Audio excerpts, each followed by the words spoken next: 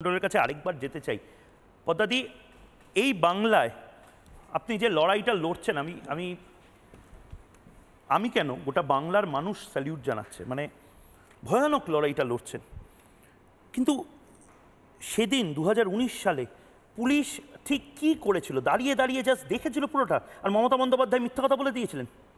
হ্যাঁ, সেদিন তো পুলিশ দাঁড়িয়ে দাঁড়িয়ে দেখেছে, মানে পুলিশ পুরোপুরি মৃত্যু যতক্ষণ পর্যন্ত না নিশ্চিত হয়েছে ততক্ষণ পর্যন্ত পুরো দাঁড়িয়ে প্রত্যক্ষদর্শী হয়ে দেখেছে। মমতা বন্দ্যোপাধ্যায়ের কি ভূমিকা ছিল? মমতা বন্দ্যোপাধ্যায়ের তো ভূমিকা ছিল, এই শাহজাহানদের মাথার উপরে হাত ছিল।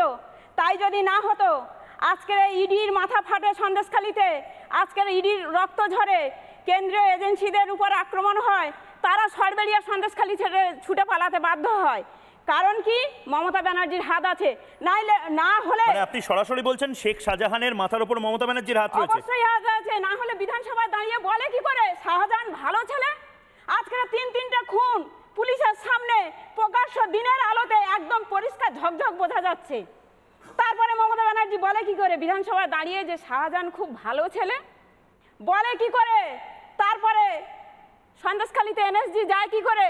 কই মমতা ব্যানার্জির এত তদন্তকারী সংস্থা আছে? সন্দেশখালিতে যদি সিবিআই যায়, আপনি বলছেন যে এরকম বিভিন্ন জায়গা আছে সেখানে কঙ্কালও বেরোতে পারে? অবশ্যই কঙ্কাল বেরোতে পারে, এইরকম প্রচুর আছে। আরো ভালো বলবে, ওই এলাকায় না মাগুর মাছ চাষ হয় প্রচুর, বুঝলে? মাগুর মাছ চাষ হয়। মাগুর মাছের খাওয়ার সম্পর্কে তোমার নিশ্চয়ই ধারণা আছে। বাংলার সকল ভদ্র সভ্য মানুষ, কোট আনকোট বুদ্ধিজীবী, কলকাতা শহুরে বাবুরা, তারা তো বলে না মাননীয়া মমতা বন্দ্যোপাধ্যায় দিদি, এই দিদির তৈরি করা এই শাহজাহানগুলো বিভিন্ন জায়গায় আছে। পদ্মাদির কথা তোমরা জানো, তোমরা কয়েকদিন আগে হরগোবিন্দ দাস, চন্দন দাসের কথা জানো। চন্দন দাসের স্ত্রীর সাথে তোমরা কথা বলেছো, আমি পার্সোনালি কথা বলেছি। বলে হাজব্যান্ডকে কুপিয়ে ফেলা হয়েছিল, লোক দাঁড়িয়েছিল দেখছে, দেখার জন্য মরে কি না, পুলিশ আসেনি। আর তুমি বলছো আজকে ধরো 6 বছর পর তদন্তভার গেল সিবিআইয়ের কাছে। আজকে তদন্তের জায়গাটা খুব কম, একটা বডি আজকে নেই। যা এভিডেন্স থাকবে না, নর্মালি থাকবে না। যা এভিডেন্স মানে যেগুলো হয়েছিল ছিল পুলিশের কালেক্ট করা এভিডেন্স।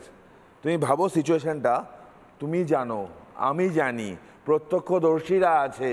পশ্চিমবাংলার মানুষ যারা ভোটটা দিতে পর্যন্ত বেরোবে না, যাদের ভোটটা অন্য লোক দিয়ে দেবে, তারাও দেখুক, তারাও জানুক বাংলা নিজের মেয়েকে চায়। আর সেই মেয়ের লোকজন একের পর এক বাংলার মেয়ের সিঁদুর যখন মুছে দেয়, বাংলার অন্য মানুষের আজকে ভাবা উচিত। আমি আবার বলছি, গ্রাম বাংলা দেখছে, গ্রাম বাংলা এই মমতা বন্দ্যোপাধ্যায় তার দলের লোকগুলোকে হাড়ে হাড়ে বুঝছে। কলকাতা শহুরে বাবুরা যাদের ওই ঝকঝকে এসি ঘরে বসে বলে না Bengal is in a right track, তারা বুঝুক আসলে বাংলাটা কোথায় দাঁড়িয়ে আছে, বাংলার মানুষ কোথায় দাঁড়িয়ে আছে। নানা ধরনের কন্টেন্ট দেখার জন্য লাইক করুন, শেয়ার করুন আমাদের ফেসবুক পেজ, সাবস্ক্রাইব করুন আমাদের ইউটিউব চ্যানেল।